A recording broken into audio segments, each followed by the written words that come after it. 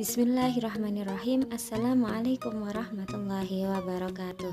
Baik anak-anakku sekalian, hari ini kita akan belajar bagaimana cara menemukan pokok pikiran dalam teks tulis dan teks lisan. Ayo, siapa yang tahu arti pokok pikiran? Nah, pokok pikiran sama dengan gagasan pokok, sama juga dengan ide pokok. Nah, jangan bingung ya kalau ada kalimat tersebut semuanya memiliki arti yang sama. Pada materi ini kita akan lebih sering menggunakan istilah pokok pikiran.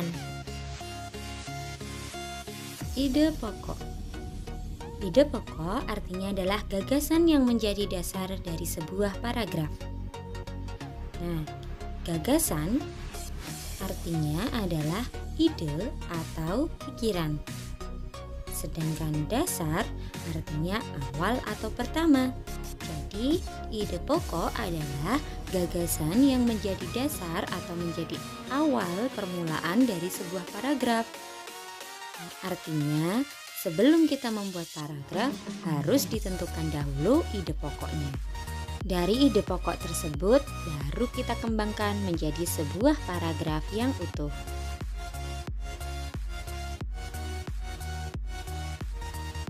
Jadi, langkah membuat paragraf adalah menentukan ide pokok, kemudian ide pokok tersebut kita jadikan sebagai kalimat utama, kemudian kita tambahkan kalimat pengembang.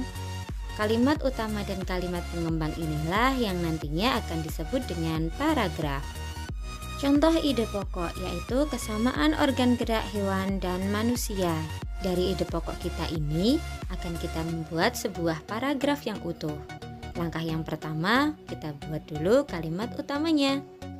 Kalimat utama yang dapat dibuat dari ide pokok tersebut adalah organ gerak hewan dan manusia memiliki kesamaan.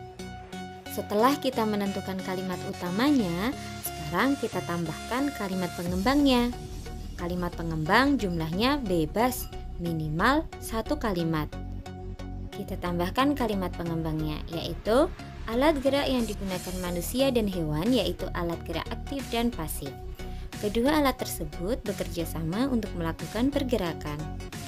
Nah, sekarang kita sudah mempunyai satu paragraf yang utuh, yang terdiri dari 1 kalimat utama dan 2 kalimat pengembang. Kita baca ya paragraf kita. Organ gerak hewan dan manusia memiliki kesamaan. Alat gerak yang digunakan manusia dan hewan yaitu alat gerak aktif dan pasif. Kedua alat tersebut bekerja sama untuk melakukan pergerakan. Oh iya, kalimat utama tidak harus terletak di awal paragraf loh. Ini dia macam-macam paragraf dengan letak kalimat utamanya. Paragraf deduktif adalah sebuah paragraf yang memiliki kalimat utama yang terletak di awal paragraf.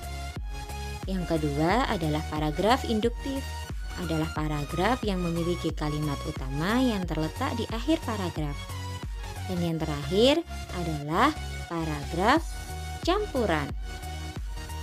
Paragraf campuran ini adalah paragraf yang kalimat utamanya berada di awal dan dipertegas di akhir paragraf.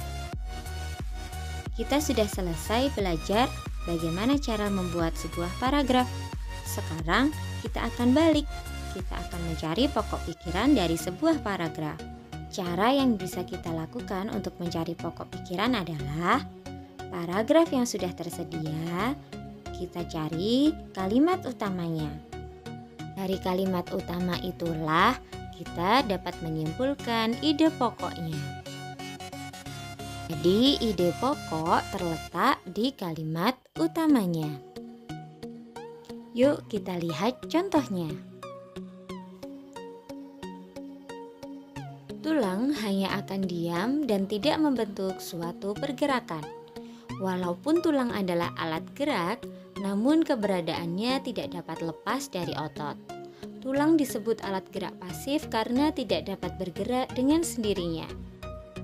Dari paragraf ini kita bisa menemukan kalimat utamanya terletak di kalimat terakhirnya, yaitu tulang disebut alat gerak pasif karena tidak dapat bergerak dengan sendirinya.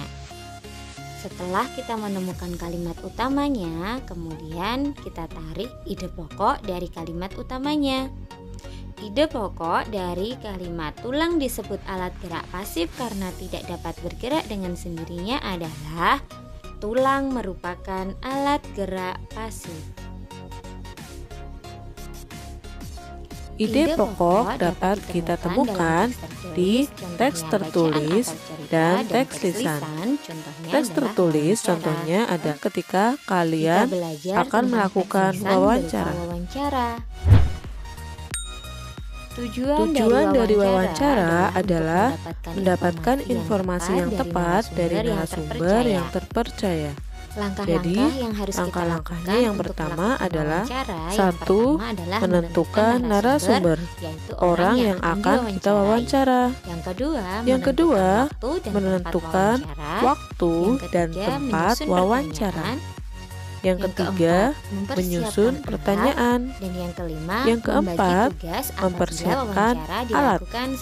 Dan selamat belajar dan tetap jaga kesehatan. Jangan lupa untuk Jangan tetap semangat berpergian belajar ketika dan tidak jaga terlalu penting. kesehatan. Dan Wassalamualaikum sering mencuci tangan warahmatullahi serta wabarakatuh. menggunakan